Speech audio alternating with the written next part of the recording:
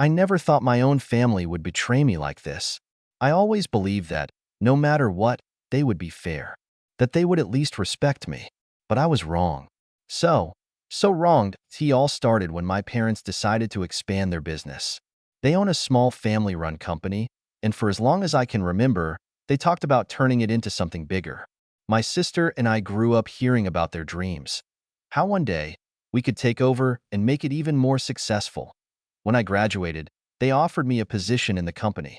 It wasn't a high-paying role, but I didn't care. I was excited to contribute, to prove myself.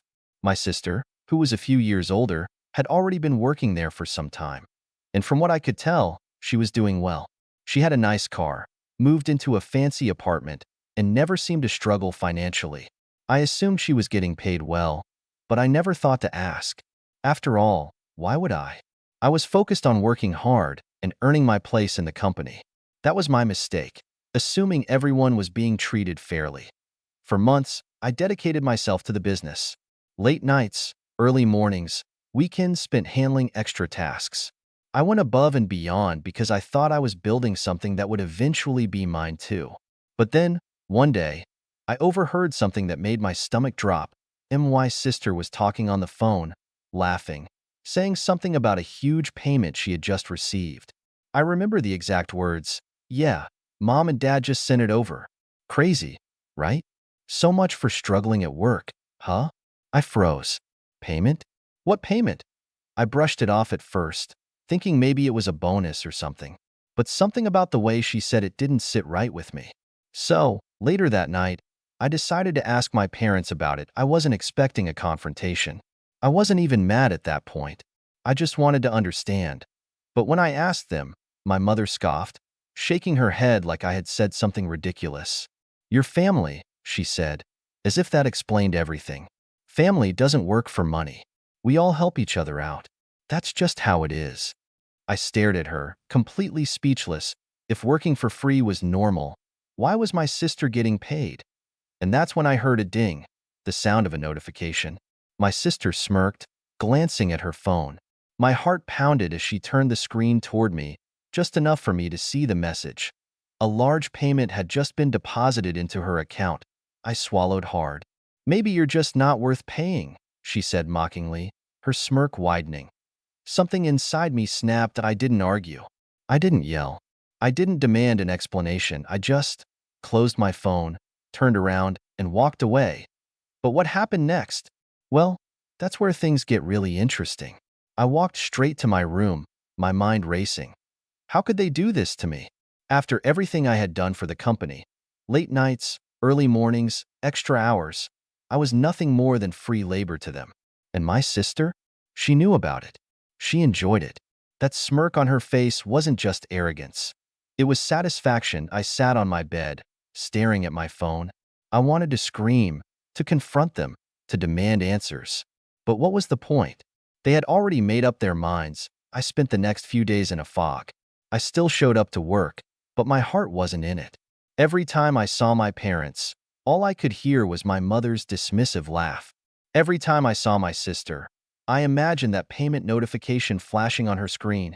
Then, one night, I made a decision. I was done. I wasn't going to waste another second working for people who didn't respect me. If I wasn't worth paying, then I wasn't worth staying.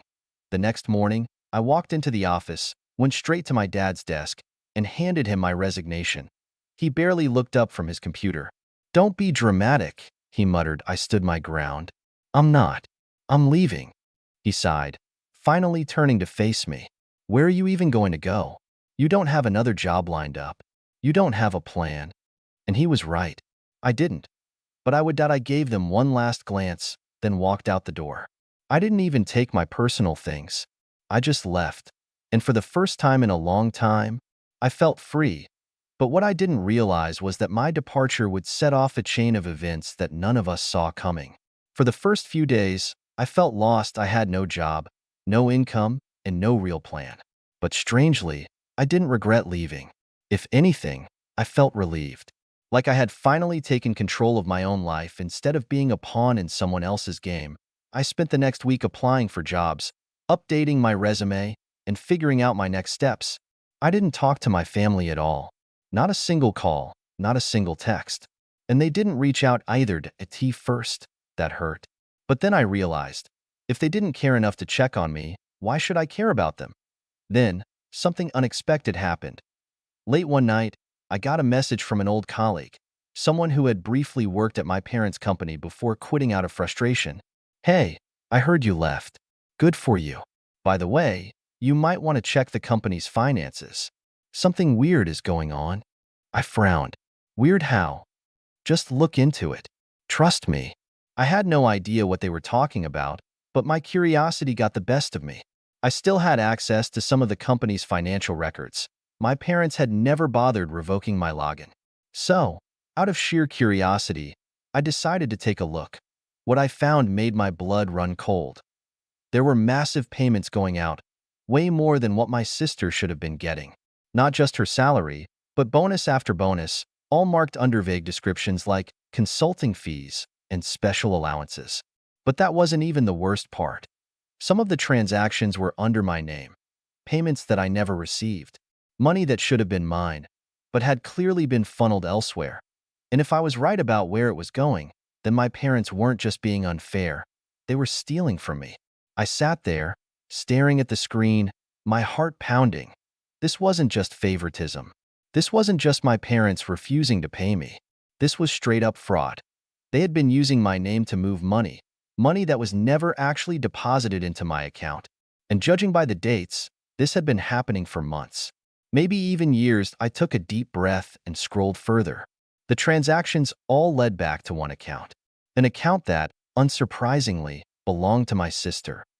All those fancy things she had, the car, the apartment, the expensive vacations, they weren't just from her salary.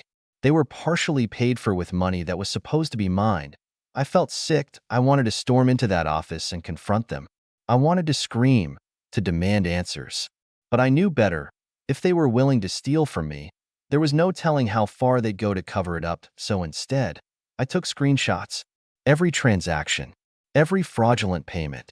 I backed up everything onto a private drive and even sent copies to a trusted friend, just in case something happened to my files. Then, I sat back and thought I had two options. Point one, I could confront them directly, but they would just deny it, twist the story, and make it seem like I was overreacting. Or two, I could hit them where it really hurt, their reputation, their business, their money. And the more I thought about it, the more I realized this wasn't just about getting back what was mine. It was about making them pay. So I made a plan. And when the time came, they never saw it coming. I spent the next few days preparing carefully. First, I contacted an accountant I knew, a former employee of my parents' company who had left on bad terms. I showed them everything I had found. Their reaction? Pure shock. "This is serious," they said. "If they're moving money under your name without your consent, that's fraud. And if they're using company funds for personal expenses, that could be embezzlement." That was exactly what I needed to hear. Next, I reached out to a lawyer. I explained everything, showed them the records, and asked what my options were. Their response was even better. "You have a solid case. If you take legal action, you could recover the stolen money and possibly even take down the company." That's when I knew. I wasn't just going to expose them. I was going to destroy them. But before I made my move, I wanted to do one last thing. I wanted to see if they would admit to it. So I arranged a casual visit home. My first time seeing them since I had quit. When I walked through the door, my mom barely looked up from her phone. My dad just nodded. And my sister? She had that same smug expression she always wore, like she had won. I sat down at the dining table, cleared my throat, and said as casually as I could, "So, I've been going through my finances. Found something interesting." My mom raised an eyebrow. "Oh, yeah," I said, leaning forward. "Apparently, I've been getting paid this whole time. Except, I never saw a cent of it. Weird, right?" Silence. Dumb. Why? Dad's expression didn't change, but I saw his jaw tighten. My mom shifted slightly in her chair. And my sister? She was suddenly very interested in her phone. That was all the confirmation I needed. I let the silence drag out before finally standing up. "Anyway, just thought I'd mention it. I'm sure the authorities will find it just as interesting as I did." My mom's head snapped up. "What?" I smiled. Oh, didn't I mention? I spoke to a lawyer and an accountant. And, well, let's just say things are about to get very interesting. Then I turned and walked out. And that was when everything truly started to fall apart. I didn't look back as I walked out of that house, but I knew. I just set a fire that couldn't be put out. The first sign of panic came that very night. My phone buzzed repeatedly, calls from my mom, my dad, even my sister. I didn't answer a single one. Then came the texts. Mom, we need to talk. Don't do anything stupid. Dad, let's be reasonable about this.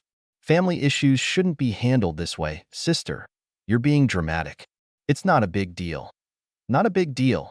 They had been stealing from me, using me like free labor, and funneling my money into my sister's account. Now that I was standing up for myself, they wanted to play the family card. Too late for that. The next morning, I met with my lawyer again. I officially filed a lawsuit against my parents' company for fraud and financial misconduct. My lawyer assured me that, with the evidence I had, they wouldn't just have to pay me back. They could face serious legal trouble. And I wasn't the only one who had issues with them. I started reaching out to old employees, people who had left the company because of shady practices. It didn't take long to find others who had been underpaid, overworked, or even scammed by my parents. Word started spreading. Then came the real explosion that a week later, an anonymous whistleblower, not me, I swear, leaked the financial documents I had found. The information somehow made its way to a business watchdog website. And just like that, my parents' company was under public scrutiny. Clients started pulling out. Investors started backing away. The reputation my parents had spent years building, it was crumbling overnight. And my sister, her precious bank account, the one filled with money stolen from me, it was frozen. Then, just when I thought things couldn't get any worse for them, the authorities got involved. The investigation moved fast. Too fast for my parents to cover their tracks. One morning, I woke up to the news. My parents' company was officially being audited for financial fraud, and it got worse for them. Turns out, the money funneled through my name wasn't the only shady thing they had done. As investigators dug deeper, more skeletons came tumbling out of their closet. Unreported income, tax evasion, misused company funds. IT was a mess. And then, one morning, my sister called me. For the first time in weeks, I actually picked up. "Are you happy now?" she snapped. "You ruined everything." I almost laughed. "I ruined everything? You and mom and dad stole from me, lied to me, used me, and you think I'm the problem?" "It wasn't stealing," she shot back, her voice cracking. "It was just reallocating. They said you'd get it back eventually." I shook my head. "Wow, you actually believe that?" Silenced, I let it hang for a moment before continuing, my voice calm. "You had every opportunity to be better than them, but you chose to be just like them. And now you're facing the consequences." She didn't say another word before hanging up. That was the last time we spoke. But things didn't end there. A few weeks later, my lawyer called me with an update. "Your parents' company is collapsing. With the lawsuits, the fines, and the lost clients, it won't survive much longer." "And my money?" I asked. "They'll have to pay it back. Every last cent." I leaned back in my chair, exhaling slowly that I had won. They had spent years treating me like I was worthless, like I didn't deserve to be paid, like I was just free labor. And now, they were the ones who had lost everything. I should have felt satisfied, triumphant, even, but all I felt was free. Finally, free. The real chaos began when my parents realized there was no way out. One evening, I got a call from my mother. I almost ignored it, but something in me wanted to hear what she had to say. The moment I answered, all I heard was sobbing. "How could you do this to us?" she wailed. "We're your family. You're ruining us." I stayed silent, letting her cry, her voice breaking between gasps. Then my father took the phone. Unlike my mother, he wasn't crying. He was furious. "You ungrateful brat," he spat. "After everything we've done for you, you stab us in the back like this?" I scoffed. "After everything you did to me? We fed you. We gave you a home. And you repay us by tearing our business apart?" That made me laugh bitterly. "Oh, so now I owe you my entire life because you did the bare minimum as parents?" My father was seething. Do you even realize what you've done? We might go bankrupt. We could lose our house. Your mother is sick with stress. She's been crying for days. She should have thought about that before stealing from me. I shot back. This is your fault, my father roared. You destroyed your own family over a little money. That was it. I snapped. A little money? You stole years of my pay. You used me to cover your tracks. You let my sister live like a queen while treating me like a servant. And now you want sympathy? My voice was shaking with rage, but I didn't stop. You chose this. You thought you could get away with it forever. And now that you're finally facing the consequences, you blame me? The line went dead and I guess he couldn't handle the truth. But it wasn't over. A few days later, I got a text from my sister. Sister, I hope you're happy. Mom had a breakdown. She can barely eat. The company's going under. We're losing everything. But I guess that doesn't matter to you, huh? I stared at the message, shaking my head. They still didn't get it. They thought this was my doing, that I was the villain. I typed back. You had a choice. You could have treated me like family. Instead, you treated me like garbage. Enjoy the consequences. And I hit send. The final blow came a week later. My lawyer called me. It's official. The company is bankrupt. Your parents are being forced to sell their assets. And you'll be getting your money back. I nodded, taking it all in. I had one. A few days later, I drove past my parents' office. The building was empty. A for sale sign stuck in the dirt. My childhood home? Also on the market. Everything they had built, the empire they had controlled, was gone. It didn't take long for the rumors to start spreading. Their once reputable company was now a cautionary tale of greed, deceit, and shattered family bonds. Clients who had trusted them for years were filing complaints.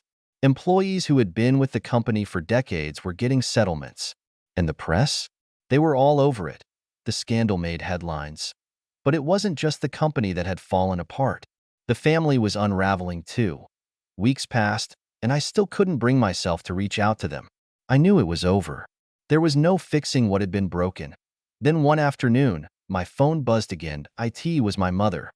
This time, I answered. We've lost everything, you know, she said, her voice devoid of emotion.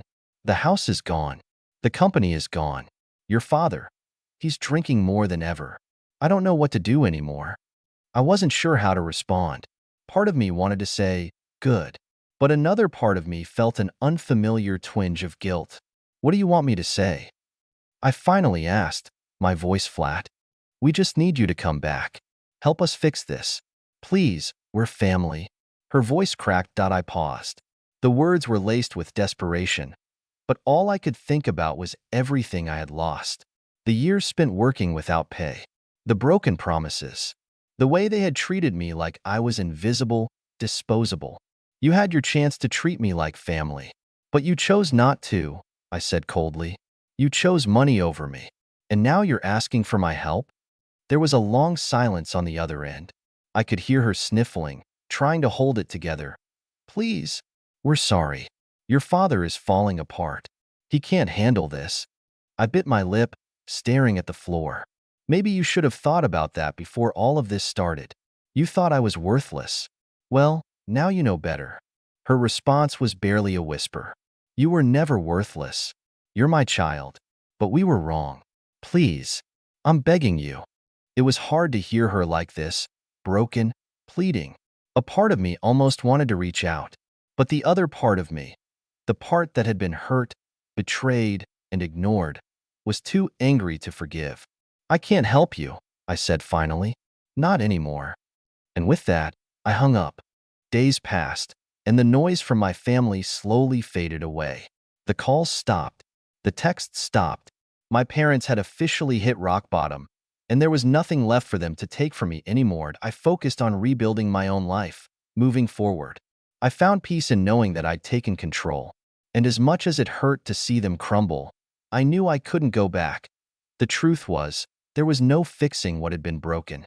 The damage they had caused was too deep, too ingrained. I had to keep moving forward, even if it meant leaving them behind. And that's where my story ends. Now, I'm curious, what would you have done in my place? Would you have given them a second chance? Or would you have walked away like I did? Let me know your thoughts in the comments below.